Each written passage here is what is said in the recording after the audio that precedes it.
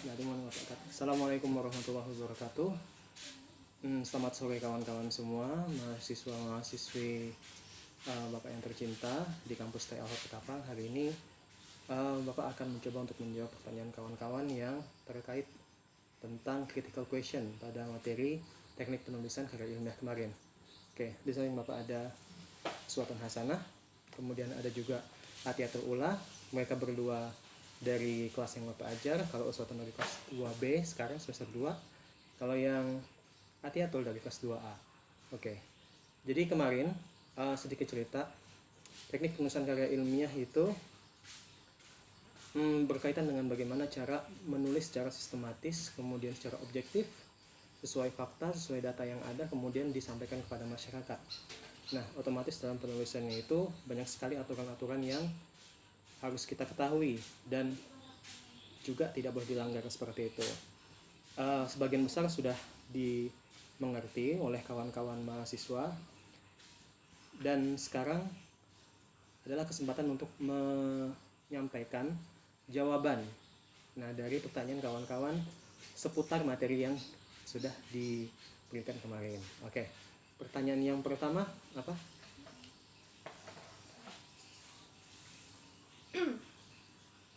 Mengapa bagi para ahli penelitian menggunakan metode ilmiah sangat berperan penting dalam menyelesaikan masalah? Oke, mengapa bagi para ahli penelitian menggunakan metode ilmiah sangat berperan penting di dalam menyelesaikan masalah? Jadi dalam dalam penelitian itu yang namanya metode ilmiah itu adalah metode yang sistematis, terstruktur, dan sesuai fakta. Nah, ketika ingin mengungkap suatu kejadian ataupun suatu teori ataupun menguji suatu hipotesis yang ada di suatu permasalahan seperti itu, maka metode itu sangat diperlukan. Kenapa? Karena metode yang seperti itu otomatis sudah jelas terukur. Ketika sudah terukur, terbukti ini segala macam sesuai dengan kaidah-kaidah yang diberlakukan, maka tidak ada lagi keraguan untuk tidak mempercayai hasil yang didapat. Seperti itu. Beda lagi kalau dengan semisal tanpa menggunakan metode ilmiah. Mungkin kalau semisal tanpa menggunakan metode ilmiah, itu hanya sebagai praduga atau prasangka yang belum pernah diuji sebelumnya, hanya berdasarkan nalar, subjektifnya tinggi, dan kalau semisal itu digeneralisasikan atau dikatakan iya oleh dikatakan iya oleh semua masyarakat, belum tentu itu benar. Nah, itu dia kenapa bagi para peneliti menggunakan metode ilmiah itu adalah wajib. Seperti itu. Selanjutnya, kenapa karya ilmiah harus rasional dan teruji? Kenapa karya ilmiah itu harus rasional? Oke, rasional itu kan adalah sesuai dengan realita, ya kan, sesuai dengan fakta, rasional. Kemudian kenapa juga harus teruji? Karena untuk menyampaikan suatu pendapat atau untuk menemukan suatu jawaban dari permasalahan dalam penelitian itu, kalau tidak teruji, maka bagaimana itu bisa dikatakan menjawab pertanyaan tersebut? Kayak gitu. Makanya dia harus dalam bahasa Bapak itu, sebelum kita bilang semut itu kalau gigit sakit gitu ya, kita harus mencobanya dulu dengan sampel yang lain, dengan dengan subjek yang lain, bukan penelitinya gitu. Bener gak ketika digigit semut sakit gak? Nah, ketika udah diuji sakit, berarti kan sudah diuji, ada datanya, semut yang gigit modelnya seperti ini segala macam, yang digigit adalah bagian kulit tangan manusia ini segala macam. Nah, itu teruji, berarti sudah menjawab. Terus apa lagi? Terus kenapa kriteria pada metode ilmiah tidak menerapkan prasangka, sedangkan prasangka itu dapat membuat sebuah jawaban mendekati kebenaran? Itu balik lagi ke pertanyaan sebelumnya, apakah prasangka bisa diuji gitu? Karena prasangka lagi-lagi hanya sebatas naluri gitu. hanya sebatas pendapat, padahal dia belum menggunakan pendekatan-pendekatan yang sistematis seperti itu. Jadi kalau misalnya prasangka, bisa saja dia secara spontanitas menyebutkan kalau ini benar, tapi ketika dibandingkan dengan seseorang yang menggunakan metode ilmiah, kemudian dia menguji, dan kemudian cara mengujinya juga sistematis dan rasional, maka apa yang dikatakan sesuatu yang benar itu bisa dipercaya. Apalagi selanjutnya pertanyaannya? Kenapa dikatakan karya ilmiah itu penulisannya harus didukung dengan data yang valid dan sesuai dengan fakta? Oke. Kalau tidak mungkin kita menyampaikan sesuatu itu tidak valid. Ketika orang nanya apakah ini benar, maka kita harus memastikan itu benar, gitu. Dan untuk memastikan itu benar harus dengan data. Bisa saja orang mempunyai asumsi lain yang tidak berbasis data, kemudian ketika diadu dengan seorang yang punya asumsi dan berupa data, maka yang menang yang punya data. Karena apa? Karena data itu adalah fakta yang muncul dari sebuah peristiwa yang ingin diteliti. Seperti itu. Gimana? Apakah cukup menjawab di bagian ini, atau ada kawan-kawan ingin bertanya? Oke, cukup. Cukup? Oke, selanjutnya apa? Nah, kenapa harus berpikir secara induktif? Ada dua macam cara berpikir. Pertama induktif sama deduktif. Kalau misalnya deduktif, itu dari umum ke khusus, ya, dari umum ke khusus. Jangan sampai kebalik ya. Kalau induktif itu dari khusus ke umum. Tapi kenapa metode ilmiah itu lebih cenderung ke induktif? Nah, dalam hal ini induktif itu dalam hal ini metode penelitian yang kita di situ berpikir secara induktif, kita mencoba melihat dari hal yang khusus dulu, kemudian baru kita bisa menyimpulkan sesuatu. Contoh ya, kita ingin ada tebak-tebakan nih. Si A bilang, aku punya tebak-tebakan, tebak apa ini? Dia binatang. Kebetulan tebak-tebakan ini cara berpikirnya induktif. Binatang, ini adalah binatang. Kupingnya gede. Gajah? Mungkin. Belum tentu. Kemudian badannya tidak kecil, Banyak. gitu kan? Hidupnya di hutan dan suka berkerumun. Apa? Gajah? Bukan. Punya belalai. Gajah. Ya sudah, gajah kan? Nah, akhirnya ketika kita bilang gajah itu adalah hasil dari berpikir induktif. Jadi perbagian yang spesifik, ketika itu muncul atau ketika itu dari bawah ke atas kayak piramida terbalik gitu ya. Nah, itu cara berpikir induktif. Sama kayak penelitian, semisal dia ingin meneliti yang namanya bagaimana mengajar dengan menggunakan PowerPoint itu bisa membuat siswa lebih paham, ya kan? Maka yang menjadi induktif pertama kali itu adalah bagaimana menggunakan PPT. Dalam PPT kemudian ternyata masih ada lagi. PPT adalah bagian terkecil daripada sebuah teknik pengajaran. Banyak macam selain daripada PPT, ada yang metode ceramah, ada yang metode hafalan, ini segala macam. Tapi yang diambil yang paling khusus dulu PPT.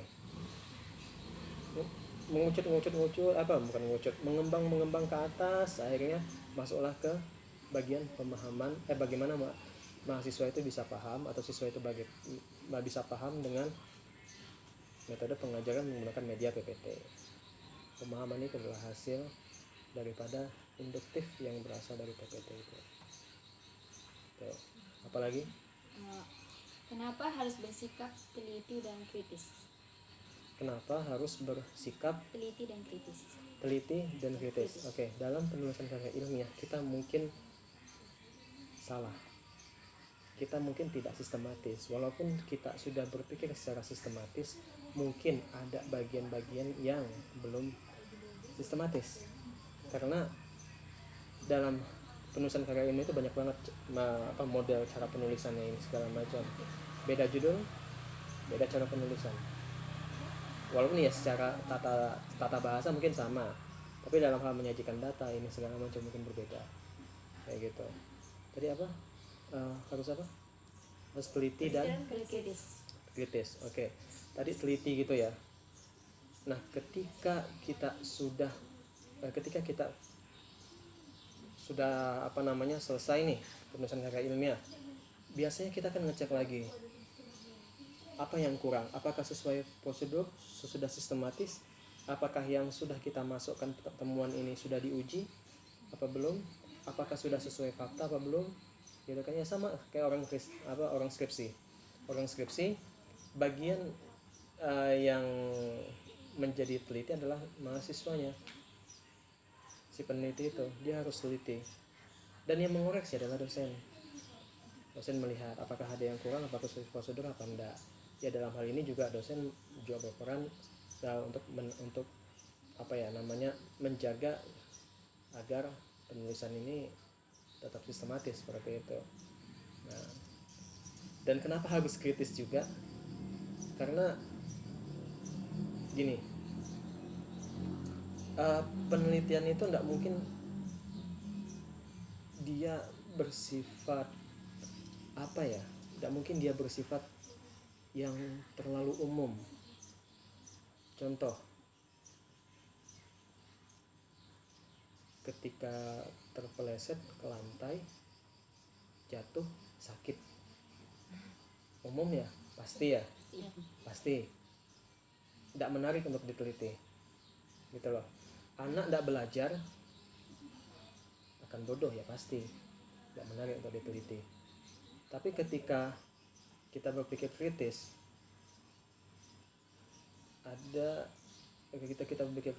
contoh, anak ini dia ini kurang mampu dalam hal berpikir, tapi dalam hal kesenian segala macam dia bagus gitu. Nah, maka yang kita kritisi adalah kenapa anak ini harus dibebankan untuk masalah akademis sedangkan dia punya potensi di bagian seni semisal. Nah, itu yang kemudian diangkat. Atau dalam hal penulisan karya ilmiah ya, dalam penulisan karya ilmiah kritis itu bisa seperti ini.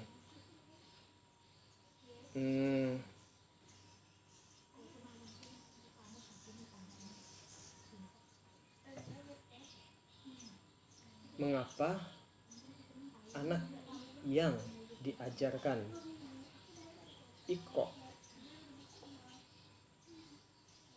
mengajarkan ketika anak diajarkan bacaan melalui metode Iqra itu masih tetap tidak bisa baca Quran semisal, nah, itu kan kita kritis, kenapa seperti itu, kok bisa padahal sudah dikasih, apa yang salah, kritis. Ada materi dasar. Nah itu dia, itu yang berpikir kritis. Lanjutnya apa? Nah, apa yang dimaksud dengan metode analisis dalam penelitian? Metode analisis dalam penelitian. Oke, metode analisis itu biasanya dipakai ketika kita ingin menyampaikan hasil temuan kita. Kalau misalnya dalam skripsi itu ada di bab 4. Jadi di bab 4 itu adalah penyajian hasil temuan yang dibuat secara analisis. Kenapa harus ada analisis, Pak? Kenapa harus ada itu? Kenapa nggak disajikan seperti biasa aja? Oke. Kita nggak mungkin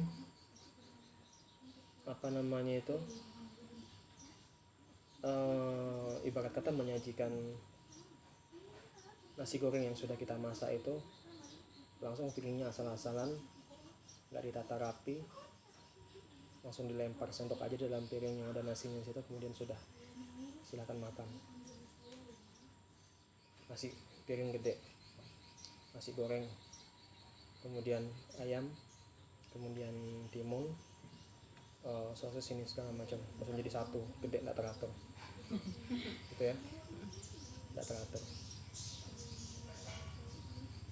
Kita kasihkan ke orang kemudian akan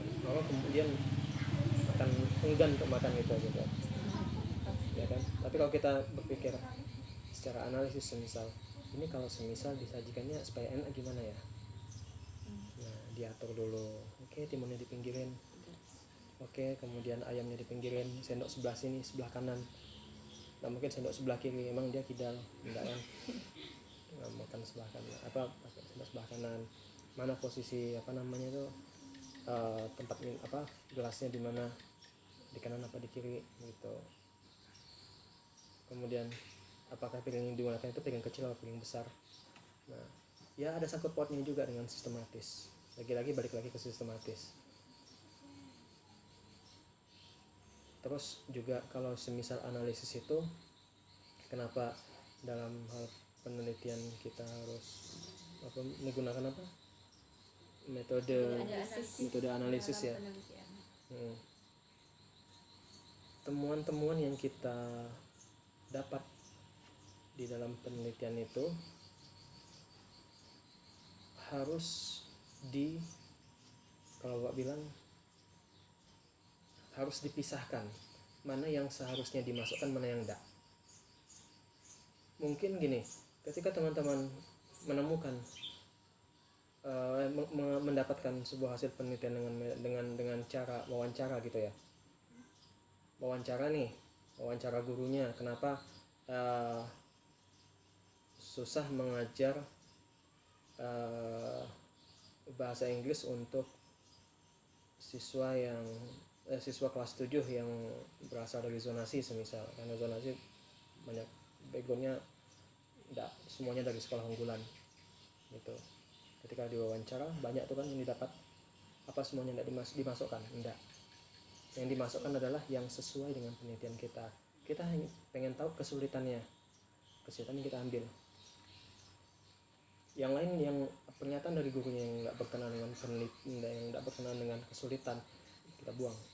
Ambil poin-poin pentingnya, Pak. Ambil poin-poin pentingnya, poin-poin penting yang dan juga yang serasi. Nggak mungkin kan kita penelitian tentang kesulitan anak belajar bahasa Inggris di semester pertama semisal. Ketika kita wawancara, yang kita dapat adalah gurunya ngomong masalah pribadi ini segala macam, si A, si B. Buat apa itu dimasukkan? Dan itu buat apa juga orang tahu gitu kan? Orang pengen tahu kesulitannya apa aja gitu. Jadi dalam analisis itu salah satunya adalah proses reduksi. Reduksi itu adalah menyaring yang apa yang sesuai dengan judul kita dimasukkan, yang tidak sesuai buang. Tuh. Soalnya apa lagi? Apa fungsi dari berpikir ilmiah? Fungsi dari berpikir. Fungsi berpikir ilmiah. Fungsinya adalah kita tidak semena-mena menjawab sesuatu berdasarkan pemikiran kita sendiri. Tidak. Kita perlu menguji itu dari mana, faktanya benar apa enggak. Minimal itu sumbernya dari mana dah, gitu. Sesuai fakta apa enggak. Kadang memang berpikir ilmiah itu kan berarti dia berpikir sesuatu itu secara sistematis. Tidak mungkin dia berpikir itu secara gamblang, secara tebak-tebakan. Ditanya, hari ini hujan enggak?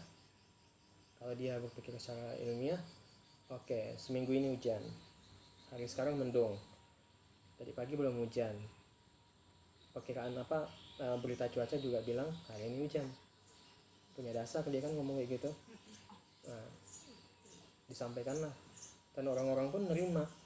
Tapi ketika dia bilang dia tidak menggunakan dia tidak berpikir secara ilmiah. Hari ini hujan, oke, bisa benar bisa enggak, tapi ada sedikit keraguan untuk mempercayai kalau misalnya dia bilang iya. Kenapa? Tidak ada dasarnya. Gitu. Hanya bilang hujan karena ya mendung. Mendung. Ya memang bisa jadi sih, cuman nggak bisa kita jadikan dasar gitu. Oke, apalagi dari situ. Buahnya banyak tanya kawan-kawannya.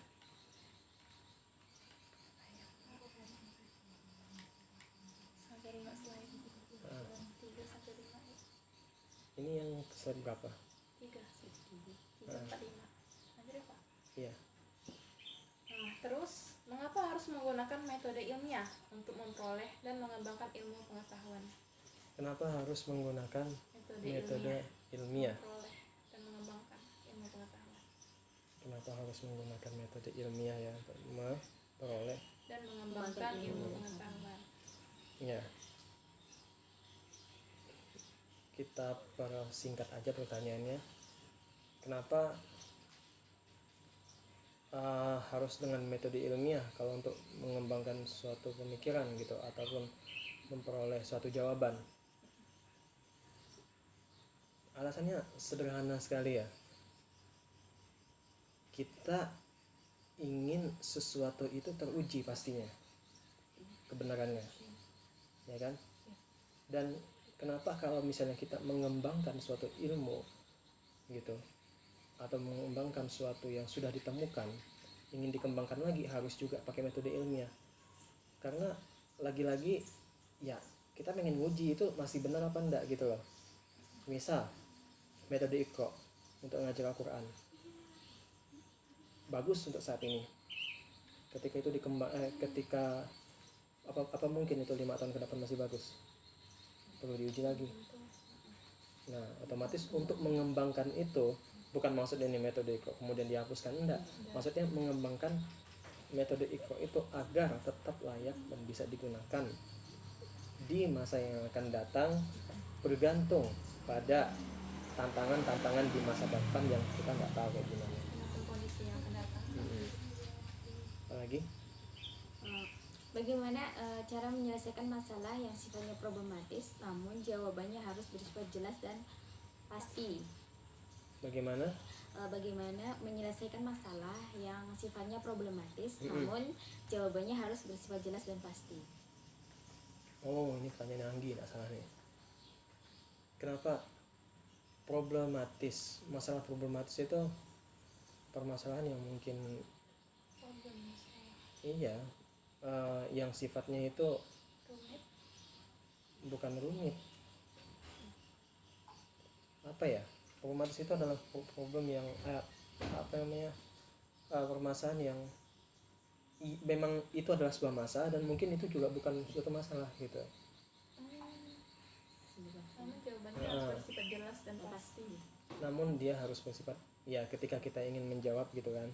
Tergantung lagi. Kalau semisal itu untuk kebutuhan penelitian karya ilmiah, tetap harus kita jawab pasti. Balik lagi ke pertanyaan kenapa kita harus menghindari yang namanya berprasangka atau menduga-duga ketika kita ingin mengerjakan penelitian. Di luar penelitian terserah mau berprasangka mau duga-duga tidak masalah gitu. Tapi ketika di penelitian itu kan sangkut pautnya dengan publikasi sangkut pautnya dengan dibaca semua orang sangkut pautnya berdasarkan ini bakal digunakan untuk orang banyak, ya kan? Nah, ketika digunakan orang banyak, kalau semisal dasar kita tidak kuat, bagaimana orang mau percaya? Bagaimana itu mau diterapkan orang banyak gitu kan? Nah, itu dia. Apalagi? Terus bagaimana cara memahami TKPI dengan cepat dan teratur? Oke, bagaimana cara? Ya itu singkatnya itu gini, Pak, gimana cara belajar teknik penulisan karya ilmiah? Ya, pertama kenali dulu karya ilmiah itu apa. Kemudian kenali juga dalam-dalamnya seperti apa. Kalau kalian ingin mengenal, itu sama kayak kita ingin berteman.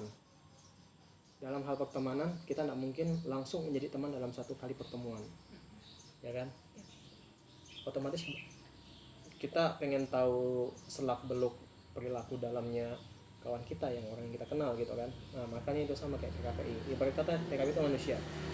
Kita lihat bentuknya dia seperti apa sih, dari wajahnya dia itu sebagai apa, kerjaannya apa, ini segala macam. Oh ternyata ini tuh TKPI. Lambat laun kita berjalan, kita lihat dalamnya. Oh gimana sih cara dia berjalan. Nah maksudnya gimana sih cara penulisannya kayak gitu dalam TKPI. Sifatnya kayak gimana sih, apa aja sih yang harus ada di dalam TKPI itu. Ya sama kayak kita berteman dengan orang. Semakin banyak bertemu, memahami, kemudian berjalan dengan itu, ya akhirnya semakin kenal maka akan semakin tahu. Kalau semakin tahu, mau bertemu dengan permasalahan apapun, sudah pasti dia tahu cara menyikapinya gimana, tahu cara menyelesaikannya gimana. Karena masalah nggak jauh-jauh dari dimana dia berdiri. Nggak mungkin kan permasalahan matematika langsung masuk ke TKPI. Iya, enggak. Masalah TKPI muncul dari TKPI sendiri. Kawan kita marah, karena kita tahu sifat dia itu kayak gimana, kita tahu cara nenanginnya gimana. Gitu aja. Terus apa lagi situ? Kenapa perlu dilakukan eksperimentasi yang sebenarnya itu pun sesuatu yang bisa kita simpulkan? Nggak bisa kita menyimpulkan sesuatu tanpa menguji dulu. Eksperimen itu tetap menguji, ya kan? Bahkan dengan angka di eksperimen, bahkan nanti eksperimen dibagi lagi. Oh banyak sekali itu. Ketika sudah dibuktikan dengan angka, maka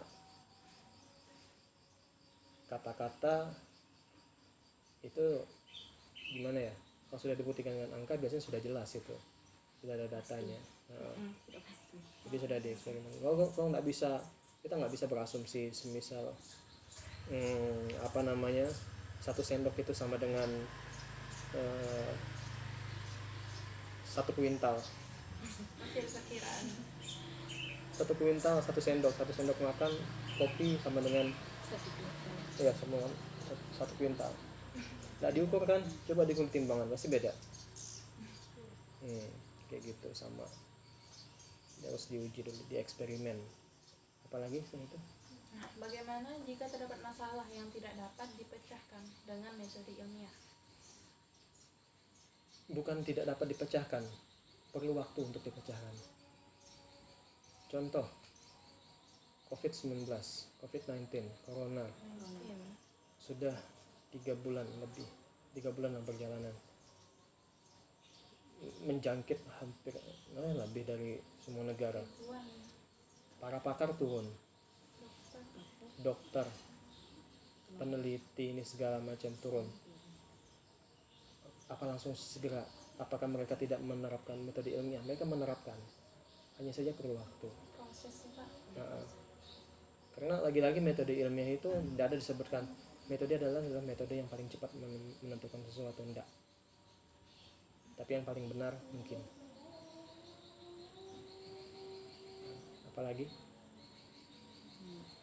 Apakah pengetahuan yang tidak diperoleh dari metode ilmiah tidak bisa dikatakan sebagai ilmu? Ya bisa saja ilmu hitam, ilmu dukun, santet. Kalau misalnya itu berdasarkan metode ilmiah, maka banyak yang mempelajarinya. Kalau misalnya itu dilakukan dengan metode ilmiah, gitu ya, ya sihir gitu. Itu kan ilmu sihir. Ilmu sihir didapat karena ada embel-embelnya ya dibilang ilmu. Dibilang ilmu karena ada yang mempelajarinya aja, tapi tidak dengan metode ilmiah. Kalau dengan metode ilmiah, profesor juga akan belajar ke sihir. Dosen-dosen juga akan belajar ke sihir gitu. Tapi karena nggak tahu ini kalau dilakukan secara metode ilmiah kayak gimana, ya kan? Terus juga buat apa? Karena yang goib itu cukup dipercayai, tidak tercantumkan dipelajari gitu kan dalam rukun iman, ya sudah, nggak perlu. Ada lagi? Nah, terus mengapa kita harus menghindari tindakan manipulatif dalam penulisan karya ilmiah? Tindakan manipulatif. Tindakan manipulatif tuh ada karena keterdesakan kadang orang-orang itu. Semisal mengerjakan makalah tapi copy paste dari internet. Nah, itu kadang termasuk tindakan manipulatif, dan bahkan baru-baru ini saja, bukan baru-baru ini, beberapa tahun yang lalu memang sudah ada undang-undang yang melanggar maka ditindak pidana gitu. Kenapa enggak? Kenapa kita enggak boleh manipulatif? Jawabannya sederhana sekali, sama aja kayak kita nggak boleh bohong sama orang lain. Gitu. Apa lagi? Oke, udah habis ya. Nah, itu tadi pertanyaan dari kawan-kawan. Semisal ada yang salah ucap atau kurang dimengerti ini segala macam, nanti bisa kita bahas di kelas gitu ya. Terus jangan share video ini, cukup di kamu aja buat dipelajari gitu ya. Nah, karena ini bukan untuk konsumsi publik lagi-lagi. Karena apa yang Bapak sampaikan juga ya perlu kalian perdalami lagi dengan membaca ini segala macam. Gitu ya. Oke, sekian dari Bapak.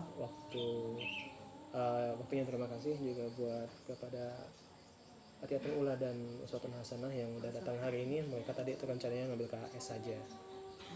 Tapi karena Bapak kepikiran, gimana kalau ini di videoin aja sekaligus jadi materi gitu ya. Oke, sekian dari Bapak, sampai jumpa di kelas. Assalamualaikum warahmatullahi wabarakatuh. See you next time. Bye bye. See you next time.